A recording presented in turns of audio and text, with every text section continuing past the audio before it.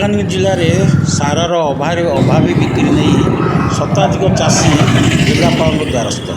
ମାଲକାନଗିରି ଜିଲ୍ଲାର ତଣ୍ଡିକି, ଚାଲାଙ୍ଗୁଡ଼ା, ସିନ୍ଦୁରିମାଳ, ପାଣ୍ଡିରିପାଣି ପ୍ରଭୃତି 7ଟି ପଞ୍ଚାୟତର ଆଜି ଶତାଧିକ ଚାଷୀମାନେ ଜିଲ୍ଲାପାଳଙ୍କ ଦ୍ୱାରସ୍ଥ ହୋଇଛନ୍ତି।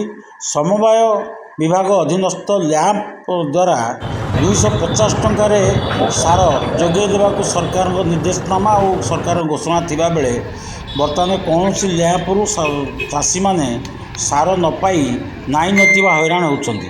ସେଟା ଖୋଲା ବଜାରରେ 1250 ପଡ଼ୁଥିବା ବେଳେ ଲ୍ୟାମ୍ପରୁ କିଣିଲେ, ଯେଉଁ ଲ୍ୟାମ୍ପ ଗୋଦାମ ରହିଛି ସେଠୁ କିଣିଲେ 250 ଟଙ୍କାରେ ଚାଷୀମାନେ ସାର ପାଇବା କଥା।